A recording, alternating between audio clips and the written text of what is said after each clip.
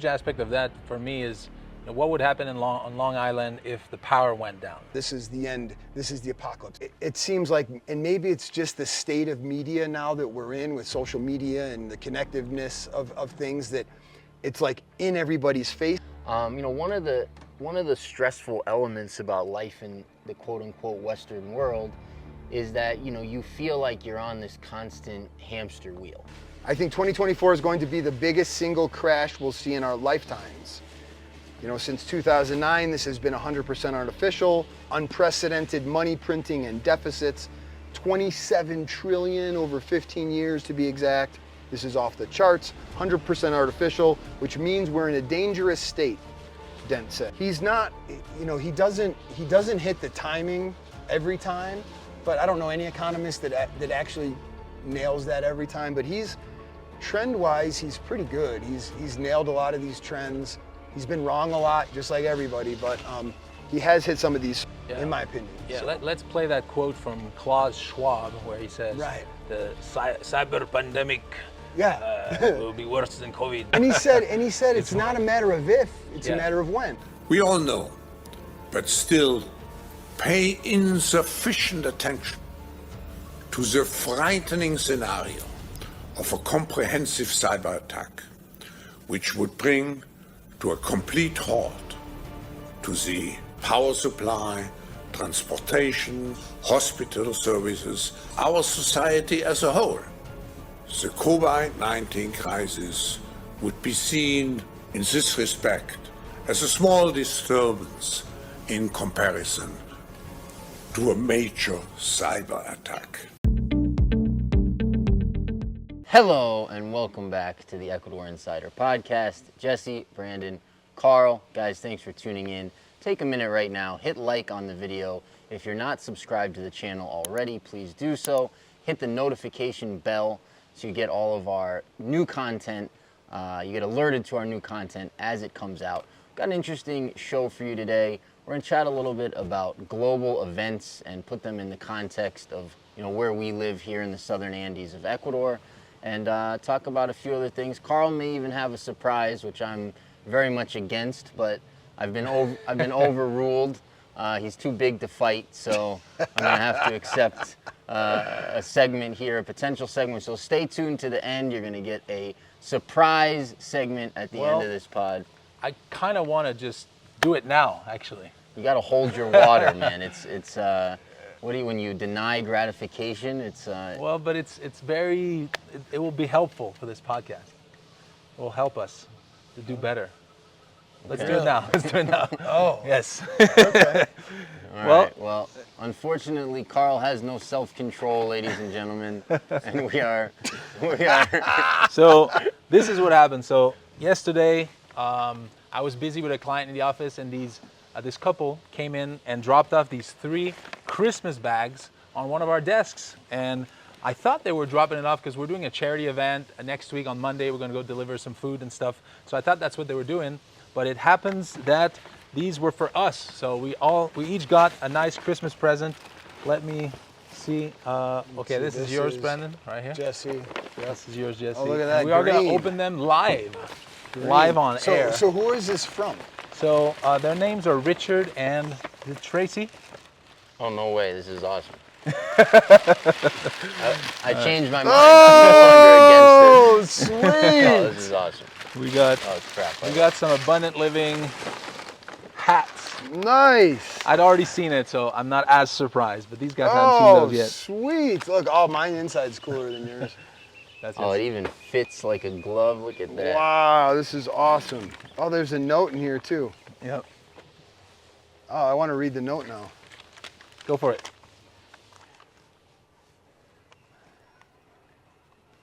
Should we read these out loud? I don't know. I don't know if that's Carl would not like it if I read mine out loud. No? Of course I'd like it. Mine's very sweet, by the way. Thank you so much, guys. Nice. This is awesome. Very, very nice. Wow, thank you. And we all got a different model. I don't know if you guys noticed that. Mine has bananas. Yes. I got the banana one. I got the chessboard. I'm assuming they've watched our podcast quite a bit. Yeah, this is you, man. Know us. This is That you, is man. totally you. This is you. They even said in the note that I no longer have to wear my wife's hat. Oh, good. I assume they must have seen you wearing your wife's hat. Somebody commented, "Why is Jesse wearing a lampshade on his head?" And then now we got new lampshades look at that match our Better personalities. lampshade. That is good on you. That is like you.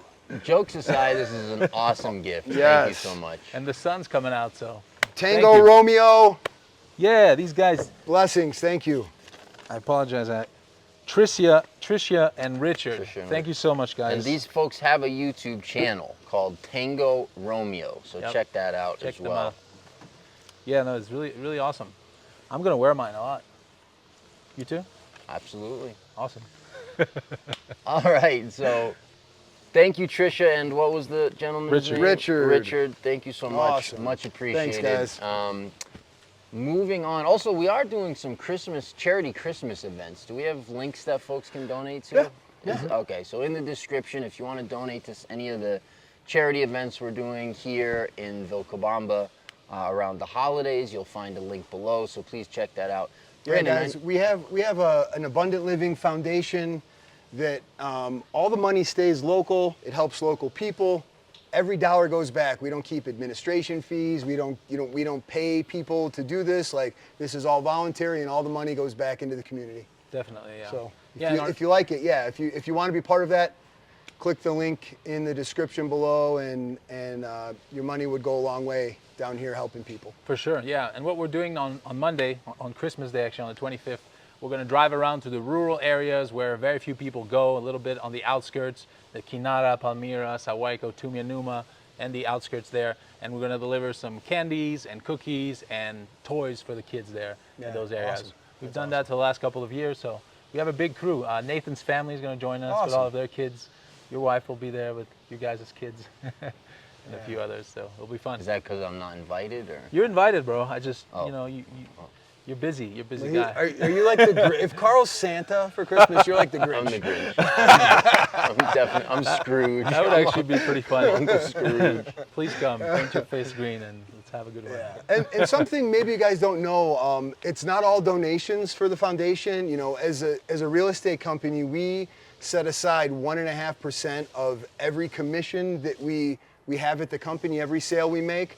1.5% of that of the commission is set aside and donated to the foundation directly. So For sure. we also give back. We're just not asking you to give back. We also give Of back. course, yeah. No, substantially. we've got quite a bit. We've got like 200 bags of candies and these, big bags, and we got about 200 different toys right now, as of Yeah, now, it's awesome. from Abundant Living, and more is coming. So Yeah, and we're getting closer to be able to, do some sort of longer lasting things like rehab playgrounds and, Yeah. fix up sports facilities and Yeah. stuff like that as the funds start to grow a little bit. So that'll really be exciting. when we can And we're start doing to some do other of that. things. We sponsor the Independiente del Valle Soccer soccer school here in Vilcabamba, so that's, we help them with practice jerseys and some other things. So yeah, we're doing what we can. We're doing, we're starting somewhere, and hopefully Yeah. in the future it just keeps getting bigger and bigger, and we can keep Yeah, just yeah. giving back and paying it forward. So if that speaks to you, click the link below, guys. We yeah, and if appreciate you're it. here and you want to participate, when we do special events, you're definitely welcome. We welcome volunteers. We had a great time on Thanksgiving. That was a Oh, success. that was awesome. So That was a blast, man. That was fun. yeah, that was great. So, Brandon's now watched this particular movie 3 times, I think, over the course of the last under a week. What's the name of the movie? Leave the World Behind. Leave the World Behind. It's a on Netflix Julia Roberts movie produced by the Obamas. Yep. Has some interesting, depicts some interesting story, interesting storyline. Has some interesting things you can look for in there. But I think for you, you've kind of put maybe that into context of some of the stuff you were sharing with us that's going on globally. And I think did you want to talk about some of that stuff? Yeah, I mean, if you guys haven't seen the movie, it's on Netflix. Ethan Hawke is in it. I forget who else. There's another famous actor in it, and Yeah, and it's produced by the Obama. So Patrick Bet David, I don't know if you guys follow Patrick Bet David. Valuetainment. Valuetainment, yeah. So he talked about this on one of his podcasts. One of the things I watched last night is this weird movie called Leave the World Behind. It's a story. I'll read you the plot. The story's about America being hit by a cyber attack and other things taking place that shuts down the power grid in the U.S. Planes are crashing. Teslas are running into each other. It's a dark movie with a few lines. And by the way, guess who is the executive producer of this movie?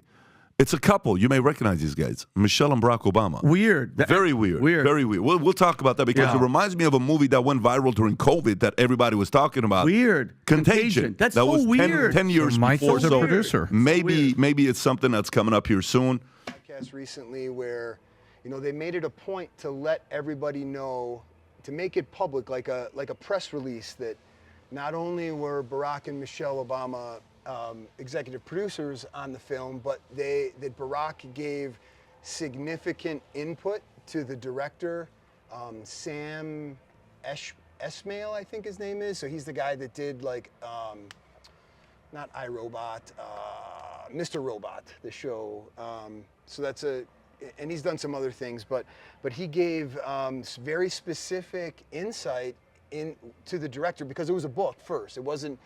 So the director wrote the screenplay, and the Obamas consulted with the screenplay writer to make it as realistic as possible, to make it really, really realistic from Obama's perspective, according to the press release and that. So it's still a movie, so it's still, potentially hyperbolic and, made for dramatics and TV. But when you watch the film, it's kind of a post-apocalyptic setting. But after you watch it, you realize that everything about it is designed to make you feel something. So there's lots of symbology, there's lots of hidden, symbols and signs and innuendo, and then there's direct stuff as well. But then even the way they produce it with the cinematography and the angles and the camera movements and then the music, it's almost like it's filmed like a horror film, to give you this sense of like you're on edge, like you're fearful, like this whole time, like you're nervous, like throughout the whole movie. And then and there's also tons of like biblical prophecy embedded throughout the movie and it's that part's not direct, right? So there's parts about like people, all of a sudden there's not people that they see. Where'd these people go? So referencing rapture events, and there's events with the white lion and the Antichrist, and there's also a lot of, what's getting the most probably play in the media from what I've seen right now is some racial undertones. So there's a black, wealthy couple or family that has a rental Airbnb, and then there's a white middle class family that's renting the home as this event plays out. And there's some racial, they kind of make Julia Roberts racist in a way. Yeah. So then there's other things about like this. I don't want to ruin the movie, so if you guys don't, I'm going to ruin some of the movie, guys. So if you want to watch it, like fast forward through this part. But there's parts where they're intentionally talking about or referencing slavery. So like the White Lion oil tanker that beaches in the beginning of the movie, that was the name, I think, was the first slave ship that came to the United States in 1619. The White Lion. The White Lion. Interesting. And then there's a moment in the car where Ethan Hawke's character is driving to go find something in town, and there's no signals and whatever, and he turns on the car, and the first radio station goes to 1619. So there's like all these different like symbols, and the sun in one he's wearing a shirt that says Obey, like the Obey brand. That there's some really interesting meanings to that brand, but then his sister is wearing a NASA shirt. And then there's times throughout the film where the word obey is on his shirt and then it's not. It's the same shirt, it's the same day. He's not changing shirts. So they're doing things like that, or behind the bed that Julia Roberts and Ethan Hawke sleep in. There's like this ocean mural, and then throughout the film, as they go through, the waves get higher and higher. So there's all these like little subtle things throughout the movie. It's way more deep than that. There's all these. It's almost like they're trolling conspiracy theorists in a way. But the real takeaway for me is that unless you're in that world, like a lot of people aren't really getting some of those things, at least on a conscious level. Like if we watched it together, we'd be like, oh, there's a 666, and there's this, and there's that symbol, and there's, wow, they're really trying to push this this narrative, and it's all based in fear. But you know, I think most of my normie friends would watch this and they'd pick up the racist stuff, and that's probably, and then it would be the greater theme, the post-apocalyptic event, but they wouldn't get the conscious, signals and symbols everywhere else, but they would still get this sense of fear and this maybe in their subconscious, like subliminally they're getting this feeling, and that's interesting because, when you watch this movie, it again, it's dramatized for the big screen, but it doesn't seem that far off. Like something like this, could something like this happen? In my opinion, yes, it could happen. It could happen like this. Like it could happen the way the movie plays out. So I started thinking about all the mainstream topics right now with, war in Ukraine and war in the Middle East and natural disasters and all this calamity and end time prophecies Economical turmoil, right? Banks, bank money printing, inflation, deflation, all this stuff that is starting to become mainstream. Like that kind of stuff used to be back burner, conspiracy theory, the small minority. Now those are like the main talking points. I looked at Google Trends to see like what are the most searched things. I'm going to tell you, like it's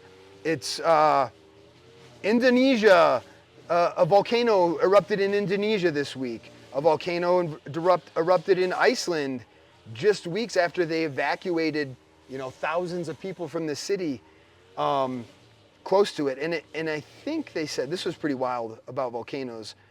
They said that it's moving. They measured the magma flow. It's moving at least 100 cubic meters per second. That's what, like, it's like you're not outrunning that, right? Like people think, oh, the volcano's coming, big deal. Like you see those videos of like when you see a tsunami, you've seen all those videos of tsunami and people just think like, oh, it's no big deal. And then, by the time they react, it's too late. I kind of naively thought volcanoes were slow. Yeah. And apparently not. Yeah, 100 cubic meters per second, which, wild. So that's one of the most popular trends. North Korea fires test missiles with range to hit anywhere in the U.S. So apparently Japanese officials said that North Korea launched intercontinental ballistic missiles on Monday that has the range to strike anywhere in the U.S. So this kind of stuff is mainstream talking points. And then the other thing, then you have Harry Dent. Do you guys know Harry Dent? Harry Dent. So Harry Dent popularized, he popularized economics from the viewpoint of like demographics that go through peak buying cycles. As they get married, have families, advance in their career. He kind of mapped out like peak buying cycles relative to community or to demographics. We got some guys weed whacking over there. Weed whacking over here It'd be somewhere. nice to ask him to. Yeah, so Harry Dent popularized economics from that viewpoint. He's on CNBC, Fox Business. He's on all the the big Reuters. He's everywhere, Bloomberg.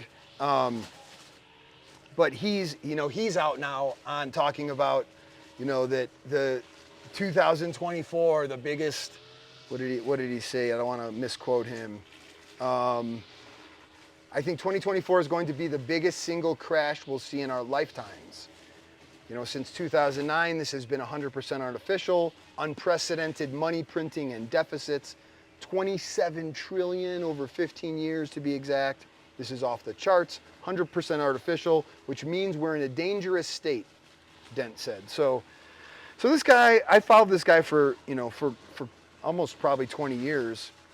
He's not, he doesn't hit the timing every time, but I don't know any economist that actually nails that every time. But he's trend-wise, he's pretty good. He's nailed a lot of these trends. He's been wrong a lot, just like everybody, but he has hit some of these. So the point being, whether he's right or wrong, I don't know. But the point that he's getting, this guy, a famous economist, is getting mainstream views and mainstream talking points, and that's happening. And then the other thing we're talking about from like this fear-based calamity kind of scenario, because all these kind of fit into that narrative, is, I've got friends that sent me this morning. There's literally, and it's videos, there's literally thousands and thousands of migrants waiting in Eagle Pass, which is, just southwest Texas on the Rio Grande River. So that, that bridges, Mexico to the US. And there's thousands and thousands of migrants literally lined up, and they're showing drone footage of thousands of more just coming to go wait. And they're being, so that concerns people, right? Oh yeah, I have an anecdote on that. An Ecuadorian guy called me up the other day and said, hey, I really need your help. This is an emergency. Could I use your credit card to buy some flights? And I'm like, anyways, he said, I have the cash. I'll just bring you the cash and stuff, buy some flights. So he shows up at the office and he tells me that, his son and cousin or some other family member went to the US illegally, got into Mexico, crossed the border illegally, got caught by Border Patrol, and were in this camp for a while. He said they almost died in the desert. And then basically there was this long line of illegal immigrants, and the government were giving them different visas for different times. So he said his son and whoever the other family member was, they got a 2-year visa to be legal in the US, basically. Mm-hmm. And these guys were crossing the border illegally. Yeah. They're given these visas like it's nothing. But he said they got lucky. For some other people were getting 3 months, other people were getting 6 months, and they somehow got 2 years. So he wanted me to help them buy flights to fly into wherever they were going. Anyways, so I did help illegal immigrants fly from Phoenix, Arizona to somewhere up north. Yeah, I mean, even the word has gotten out, not recently, a long time ago, that you can just get in now. And so what they do now is they just present themselves to the border security, and that they get processed and let in, exactly as you outlined. And everybody knows that, so it's part, so you actually have you kind of have a large degree of sort of semi-permanent migration right now from south to north. For years. For years it's been happening, but there's a different level, given that you don't have to worry about deportation anymore. Right. And then people are also, I'm chatting with folks who are also, word is also getting out of like, the supply and demand has already shifted enough that it's not as appealing. Oh, so people are like, there's no jobs. People are like, it's not a great time to go because it's tough, the job market's soft because so many people are going. Right. And that's where, you see all the social benefit programs, and people can go there with an idea, with a good intention. I want to get a good job. I want to make something different for my life. Or they bought into the American dream, and that's inspiring them. They could go with good intentions, and then when they meet that reality of like, hey, this market dynamic has changed, there's, people aren't spending in certain ways like they were, or the jobs, as you stated, are much less. But then they're still getting things from the government. The government still subsidizes housing. They provide stipends. They provide food stamps. I forget what WIC or Link cards, I forget what it's called now. So they provide food, phones, housing subsidies. So even with those good intentions, they can go and still be okay, like where I don't want to go back, I don't want to leave because I still get all this other stuff for free. So they're not, and then if they're not working, that's when things get interesting, because you can kind of, it's anecdotally similar here. Like we have there's folks here in the community that are retired. When they get together and they talk, right? They talk a lot, and that's how rumors in small towns in towns spread. So because this is what you're doing with your time, right? So same there. Like when you have time, then things spread, and I don't know. It's a slippery slope to talk about, and in reality. I wanted to jump in though, because you mentioned the movie, and a big element of that movie, if I'm not wrong, is like some cyber attack, like the grid shuts down, Yep. There's no power, there's no electricity, there's no internet, that kind of stuff, right? That's correct. Yeah. Yeah, which is interesting. I hear actually with Patrick Bet-David's podcast, they mentioned that allegedly China had, just after the release of the movie, had attempted some cyber attack on some power plant, or I forget exactly what it was, but they mentioned a few headlines. I don't know if you came across that. Yeah. There's websites I could show you that show the cyber attacks in real time as they're happening throughout the globe. There's maps of people like showing like these are the cyber. It's like literally nonstop. Wow. It's nonstop. 24 hours a day these are happening. So when we think about all this stuff, all this crazy bad stuff that is happening, could happen, might happen, again, that's all fear-based stuff. Maybe some of it happens, maybe it doesn't. Some seems more likely than others to happen. But the point being is it seems like we're in a time where that's becoming mainstream talking points, and that's being pushed in all of our faces, like that this is real, this is close, this is happening. Now you can go back and look at history, and for generations, if not millennia, people have had good reasons to think this is the end of the world. This is the end, this is the apocalypse. People have thought that. It seems like, and maybe it's just the state of media now that we're in with social media and the connectiveness of things, that it's like in everybody's faces, and it's narrative driven. Like it's almost seems like a coordinated narrative now. And it goes even beyond the stuff we're talking about, even to like US politics. Like who's the most popular person on the planet right now? Elon Musk. Donald Trump? Donald Trump. Donald Trump still. Yeah. Elon Musk is up there, right? Yeah. Those two, right? Most popular person. He's not even the legitimate president. Some people say he is. Some people say he isn't, right? So there's all this drama about the next election. Biden's the fake president. No, Trump is going to come in, and he mentioned something like that he's going to be a dictator for a day, the first day he gets reelected.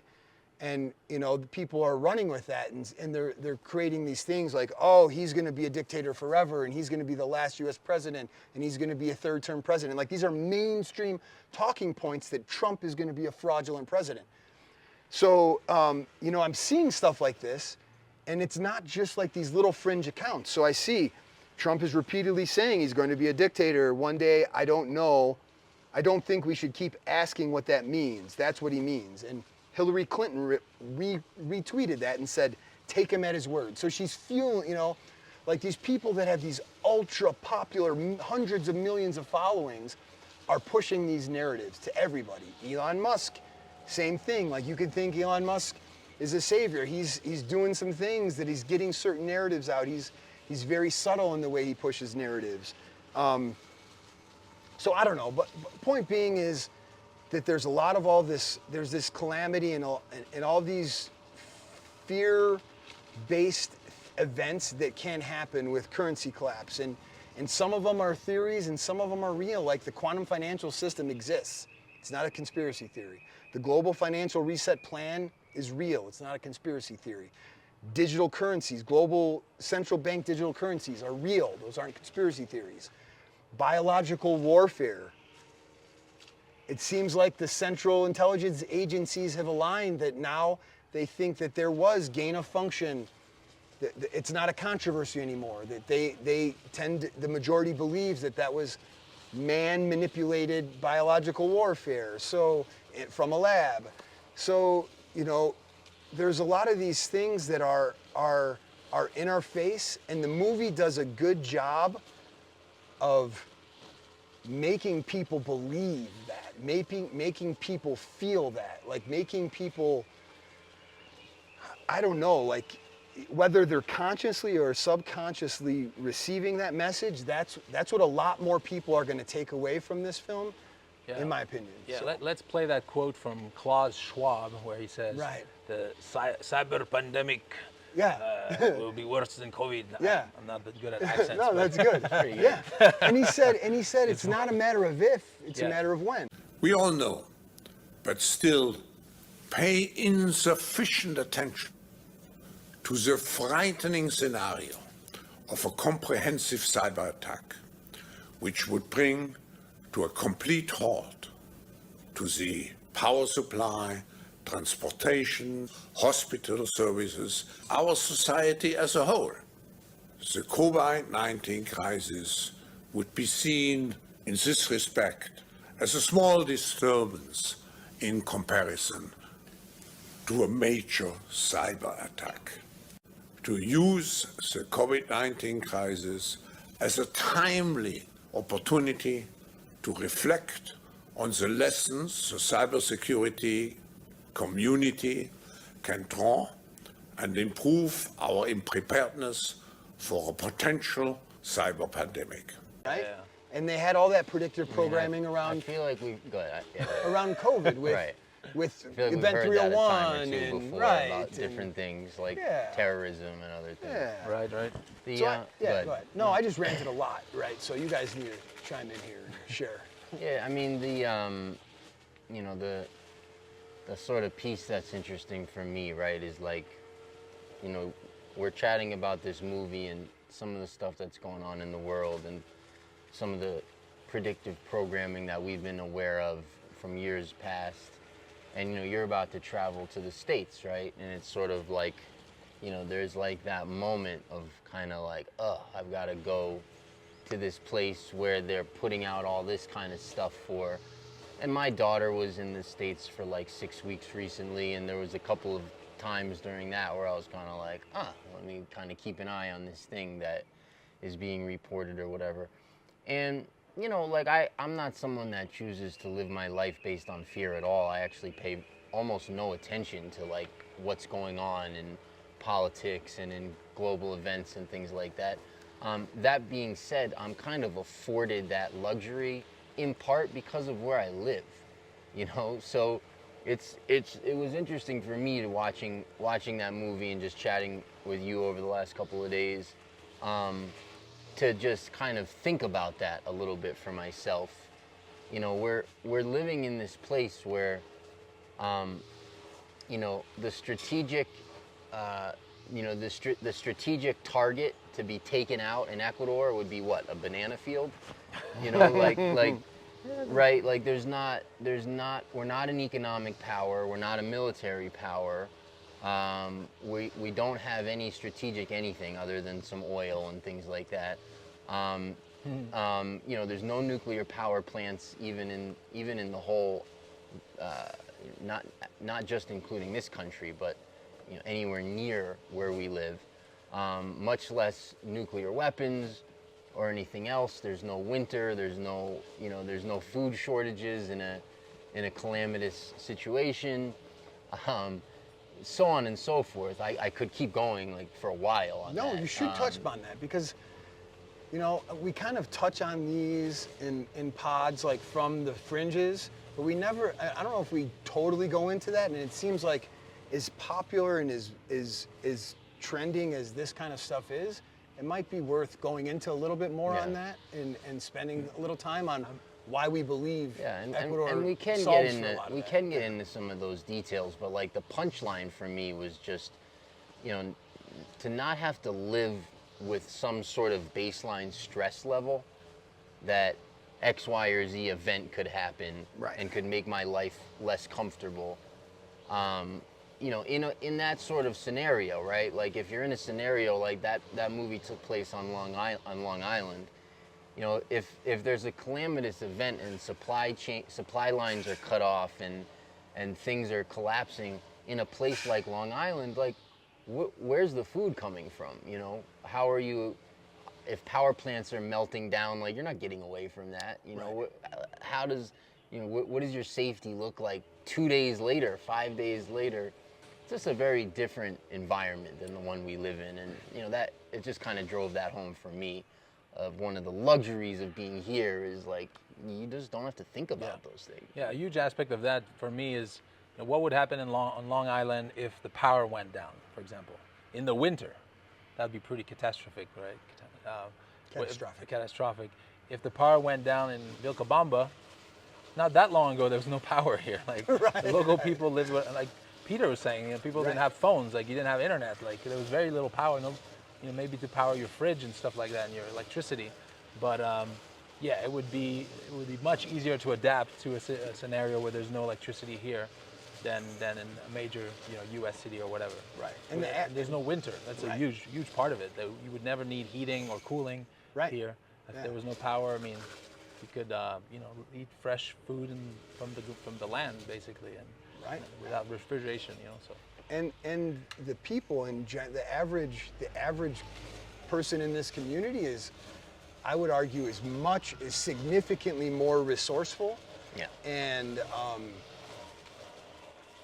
significantly more resourceful than the average person that I know from the United States. Like everybody that I know here knows how to fix something, how to make something, how to do something with their hands. They, you know, things that I don't know how to do. Like, so I'm not a perfect example of the resourcefulness necessarily, but way more people in this community know how to are way more resourceful than the average person in the West. So I think when you have situations like that where you lose power or there is some type of catastrophe, those types of people, those types of communities are much more resilient to handling and banding together because people have skills or they have things that they can contribute to, where when you flip the script and you're in the West and you have power out, then it's just like helplessness. It's like hopelessness almost in a way. You're like, oh my God, what do? I have no power. I don't know. Like, we have no heat. What do? Do I start a fire? Well, can I do it here? Do I have propane, or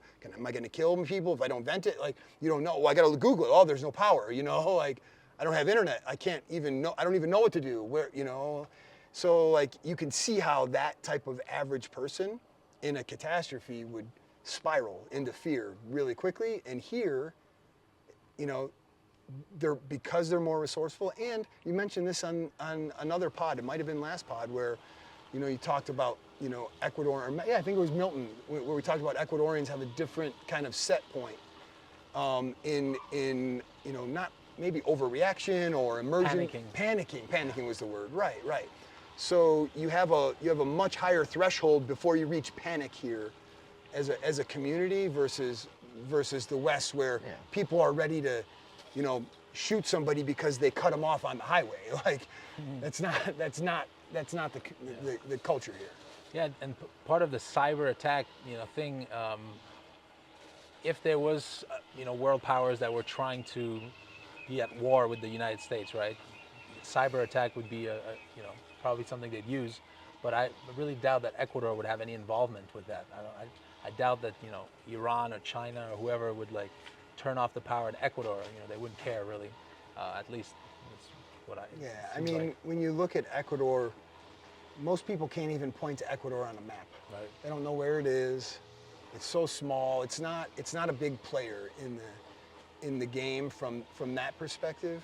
So it's likely not one of the first priority targets. I mean, those like the communal ties and the know-how, just like the know-how that everybody has. I think Ecuador's the depth of communal ties and community and the level at which people just know how to fix things and be ingenious and inventive and you know, have ingenuity and resourceful thinking in those ways. I think it's equivalent still here to like the U.S. in the 40s or 50s. Yeah. So 30s. Or 30s, right? Like that sort of those decades. Right. You know, sort of during World War II, pre-World War II, maybe just after World War II, when guys probably still all knew how to fix cars and pre-industrial revolution. put up a patio and can food and grow food, and people moved around less and still knew their neighbors. Like, that's all Ecuador still, you know, which is comforting, I think, really, for, like, that improves your quality of life. It improves your lifestyle, I think, just living in a place like that. But certainly in a breakdown scenario, you know, that's what you want, right? You want to be in a place where everyone already knows each other, already looks out for one another, already has all those social ties. Right. Doesn't rely on a complicated supply chain, and also knows how to fix everything, Right. and is used to doing that.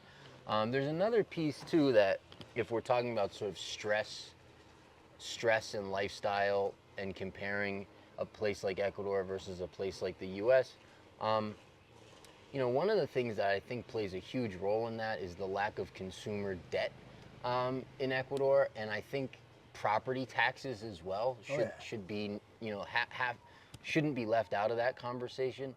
You know, one of the stressful elements about life in the quote unquote Western world is that, you know, you feel like you're on this constant hamster wheel, right? You feel like, you know, you have to keep constantly earning more, making smart investment choices, you know, getting a promotion, getting a better job, getting a raise, you know, getting a second job depending on your situation. Just to not fall behind. Just to maintain, Right. exactly, just to keep up. And, you know, I think the main reason that that's the case, of course, is inflation that we all know about. But the thing that gets talked about a little bit less is that there's so many levels of pressure that are built into the economy that just makes everybody poorer. It just makes everybody's dollar go less far. It just makes everybody scramble and have to pay things. And one of the big ones on that is property taxes, right? Basically, you're renting wherever you live, like, After even you if pay you it own off. it. Yeah. After you pay it off, right? Right. It's wild. Right. So, you know, you could be in a great situation and be paying, you know, $2,000-3,000 a year, and you could be in a crappy situation and be paying $30,000, $40,000, $50,000 a year in property taxes, which of course creates more pressure to earn and to bring that money in just so you can afford to pay basically the rent on the house that you own outright, like, right? And so in Ecuador, you don't have that, right? In Ecuador, you technically have property taxes, but on $100,000 worth of valuation, you pay $100 a year. So you don't have that added pressure of needing to bring in the money to pay. Right. And then on rural properties, you also have no capital gains tax when you sell. So it creates sort of a unique situation where, through the incentives of the tax code in Ecuador, people are incentivized to own what they live in, and they're not de-incentivized in any way, right? There's no pressure on them to sell if they lose a job or fall behind, or, you know, so on and so forth. And it's so difficult to get a loan here. You can, but it's, you know, on a property, for example, it's 30% down and high double-digit interest rates. So you don't have the same level of debt in the system either. And again, if we're talking from a lifestyle sort of stress standpoint, you know, you've kind of got these tight-knit communities that are agriculture based in a climate that doesn't have any winter or things you have to worry about from a safety standpoint in that way, kind of happily living their lives without any or much debt, and who also kind of like know how to handle their lives physically, fixing things or taking care of what they need to take. Like, it's kind of a good. Yeah, no, it's great. It's pretty good. Yeah. and the supply chain one, that's an important one too, because the supply chains here are much less complex than they are in the West, in this country, right? So the infrastructure is not on par with the West, but it's good. It's good enough, and it's good enough to move goods across, but in a simple way. And there's a lot of things that are produced here. So, like, you know, in my time in corporate America in manufacturing, I saw really complex supply chains for big food manufacturers, really complex. And here it's like a fraction of that. So when you take complexity out of systems, they're more reliable, they're more sustainable, they're more robust. So Ecuador has that from that perspective. Is it perfect? No, of course not. I don't know if there is a place that has a perfect supply chain. I bet you we could design one, but it's not. It's way better. It's way less complex, so it's way more robust because they do net export a lot of things. They make things here. You can argue about quality of things. There's some differences in standards of quality, but the supply chains are less complex. So if things do have hiccups or breakdowns, they're much more efficiently remedied in a place like Ecuador versus somewhere in the Midwest in the United States or Canada or other places like that where the supply chains are much or an island, like good luck. That's way different. History is truly at a turning point. We do not yet know the full extent and the systemic and structural changes which will happen. However, we do know that global energy systems, food systems, and supply chains will be deeply affected. Yeah. At least for your basic goods and services, things are pretty much all local. Yeah. For things that are more technology-based or car parts and these kinds of things, they don't manufacture them in Ecuador. But all your food basically comes from here, pretty much. Or the surrounding areas, right? Areas. Ecuador produces steel, I believe. Ecuador produces, there's petrol, or gasoline, diesel. Yeah, I mean, all the natural resources are abundant here. Yeah, and they're huge Concrete, exporters. Bricks, all of Right, that. yeah, Those building bricks, materials are building from here as materials. well. That's why they're relatively affordable. There is some lumber. Lumber, tons yeah. Right, and then the ones most people know about, they're one of the world's largest exporters of cut flowers, of shrimp, of bananas. They might be the number one banana. Coffee, cacao, broccoli. Right. Yeah. Yeah. So there's Shrimp. Propane is also from here, the natural gas which people use for heating and cooking. I mean, and they have stuff. gold, silver, cobalt, Right. petroleum. lithium. Good water, lithium clean here. water. I don't know. Yeah. I don't know. It's all kinds of crystals. You were talking about stress. You mentioned stress and that's a good way to characterize watching the Leave the World Behind movie. Like it was stressful. It was a stressful watch. If you really, and it gets you thinking about that. But when you mentioned that, it reminded me of my bank auditing days. So when I audited financial institutions, during the subprime issue in 07 and 08, I saw behind the scenes on compliance and recapitalization and how banks did that, and it was definitely eye-opening to see a lot of the chicanery and the way they, manipulate accounting standards to not report certain things, and it's a complex. That's definitely a complex system, the financial system, right? The banking system in the West and internationally. But they used to do these things called stress tests. They still do, right? They stress test banks, right? They do this scenario analysis to test if this and this happen, what does it do to the financial stability of the bank, essentially, right? Does this bank fail if this happens? Does this bank, what are the collateral ratios and the risk ratios and all that, the ratio analysis of, how stable a bank is. And there's these new international banking regulations called Basel III. It's a new set of international regulations, Basel III, and they're designed to make banks more financially stable, to have more capital on hand to absorb potential losses. So historically, when banks, national state banks, banks in the West, when they would do, a lot of these compliance requirements are public. They're public information. You can go to the OCC, Office of the Comptroller of the Currency. You can go see reports from the government to show what banks are in compliance, how much leverage, what's their derivative exposure, what's their risk ratios. You can see all that stuff for the most part. Now, Basel III is the new international regulation that's related to, it's like a standard deviation, from my understanding, standard deviation increase in instability. So banks that are Basel III compliant are way more sound than the typical bank, right? And they're more sound with physical assets as opposed to just paper and derivative assets as well. That's part of it.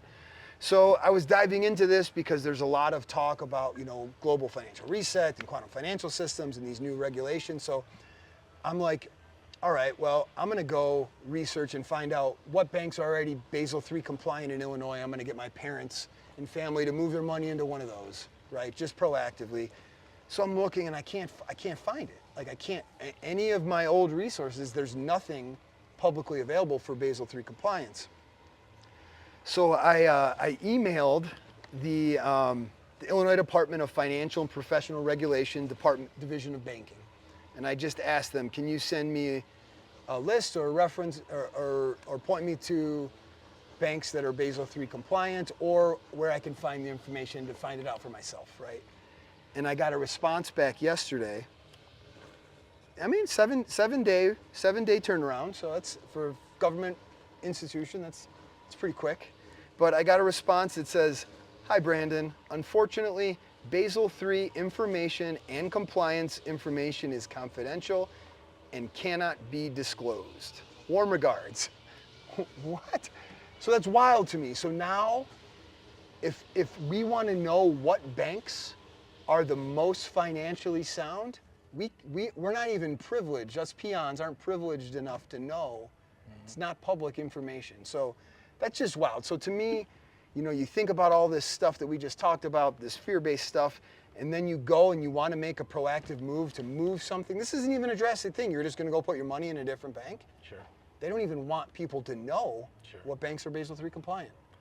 So it just blew my mind that that's the phase we're in. That's the state that we're in right now. Yeah, I mean, the outcome of that could be people pull their money out of all the banks that are not Basel III. Sure. And then those banks collapse because they don't have, the right. Well, that's capital. going to happen anyway. But the thing is, if you've heard Basel III, comment Basel III in the comments below. I bet most people have never even heard it. Most people don't have a clue. I have friends in the banking industry still to this day. They've been in. I've been out of that industry for over a decade. I have friends that have been in it for 20 plus 30 years. And I asked them, and they're not deep into the compliance, but they're in the industry, right? They've been in the industry for a long time. They know high level about lots of compliance rules and things that have inner workings of banks and the financial systems. Not a single one of them could tell me anything about Basel III. Not a single one. Interesting. And those are guys that are experts in the field, and they can't share anything about Basel III. Yeah. So I don't know. I don't know if it would necessarily trigger, because most people wouldn't understand the implication. Sure. But I get your point.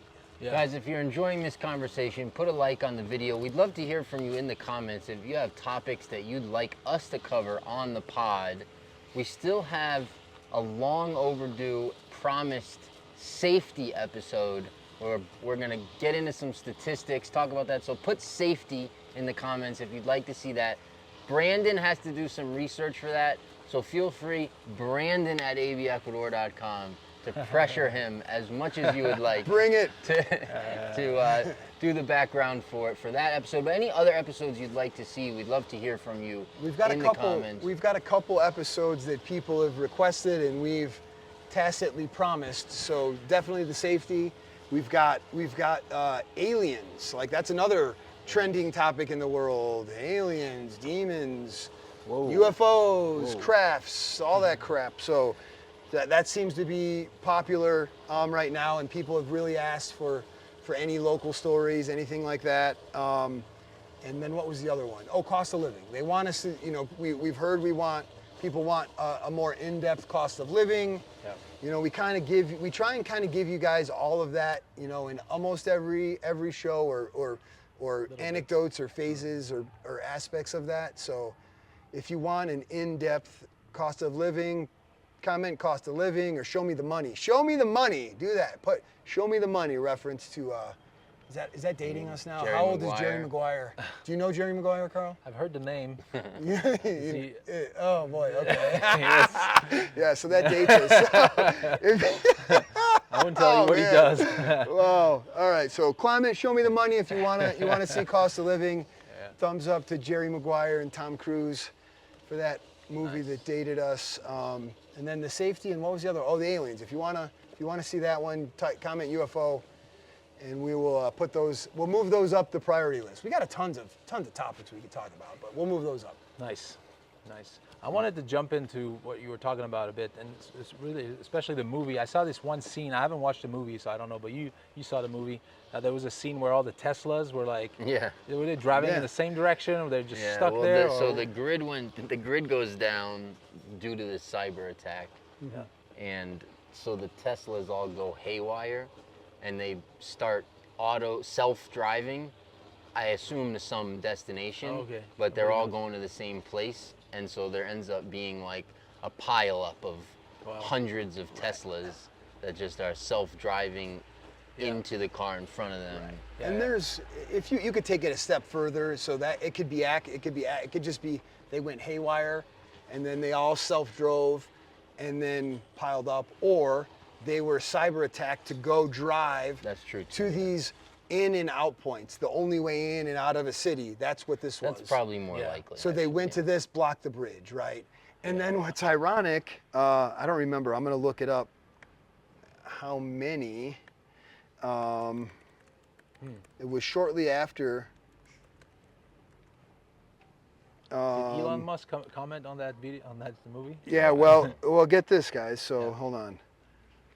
This was, I'm gonna get the date of this, December 13th, so I don't know when the movie Leaving the World Behind, I think the movie came out this month, so it's the release date.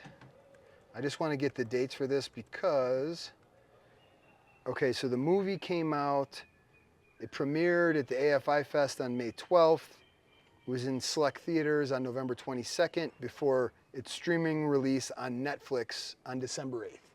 Okay, December 8th, the movie came out on Netflix. I didn't even hear about it until then, so I don't know, maybe some people saw it. But on December 13th,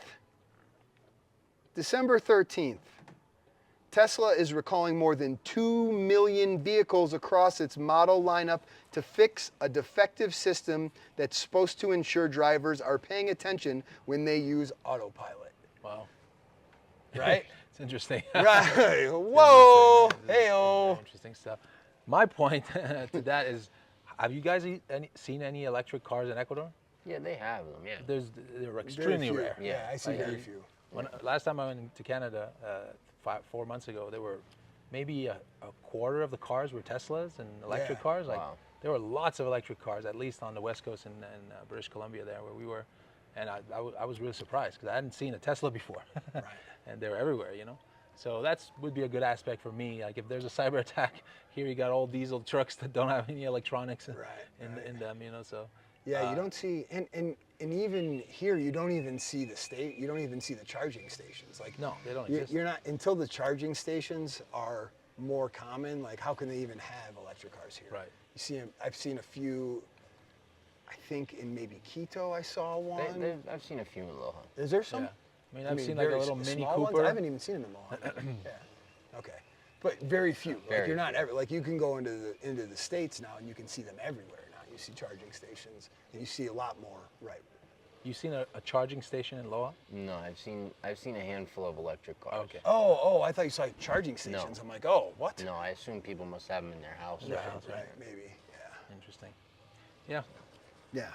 So it's just interesting because you see, you talk about predictive programming, you talk about, they need to tell us what's going to happen, and then you see some of that stuff with the way the pandemic happened and Event 301.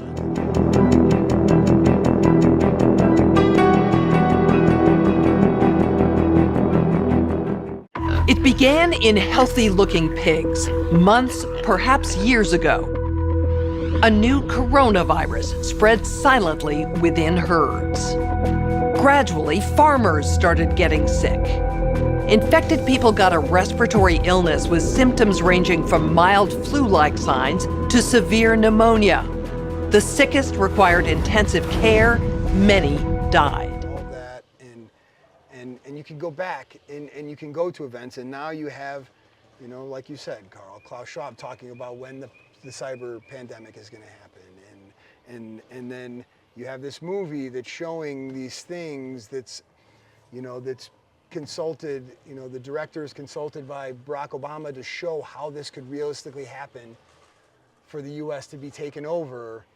And this is for his opinion on how it can be realistic in some of these things. And then they have this Tesla pile up, and then 5 days later, 2 million Teslas are recalled for autopilot glitches. Like, what? Like, you almost can't make it up. Like, how do you can't make it up. There's also these, again, so part of this, I watch it so many times, like I'm probably I'm at this point where I'm making things exist that don't, like I'm so into it now, because there's probably all this stuff, and now I'm going deeper. So there's these scenes where, and maybe they're just meant to represent like man influencing things, and then nature changes, like the natural environment changes, like when you see, disoriented, whales in the ocean, something happens and then they're all like beaching themselves. You see like birds, you've seen videos like that where nature does something not normal, right? So there's a couple different examples of that. One, there's like, I think they're in New York, in the video or in the movie, and there's a scene where all of a sudden all these pink flamingos land in the pool, right? So that, it's something nature. But then a common theme throughout the movie is deer. Just, at first it starts like they see a mom and a baby deer, and they're like, oh, how cute, nature. They're from the city, they're out to the rural, and they're like, oh, look at the deer, how cute.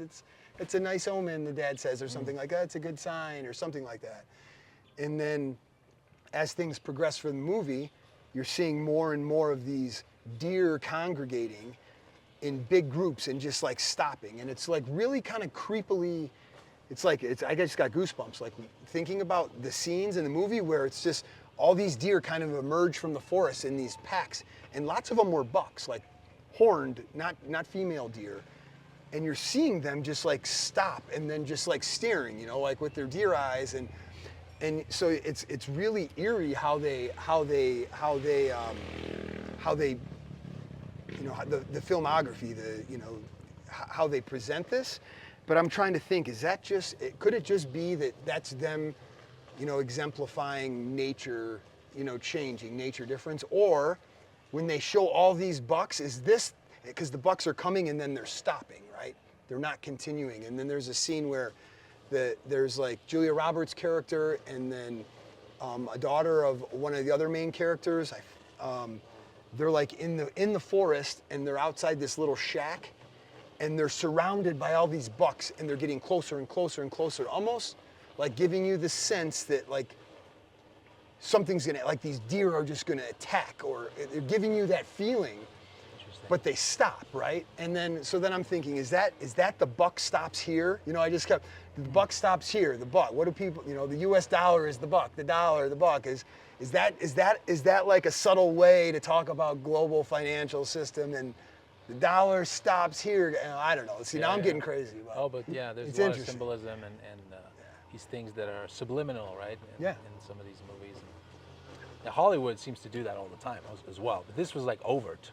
This particular movie. Plus, it's like an ex-U.S. president that's behind the whole thing. Like, it's not just, movie producers and whatnot. Right. It's like someone who's in on everything that was going on in the government who comes out with something like that. I mean, it's pretty eerie, actually. And the other eerie thing is that, because it wasn't just a movie, it was a book first. Oh. And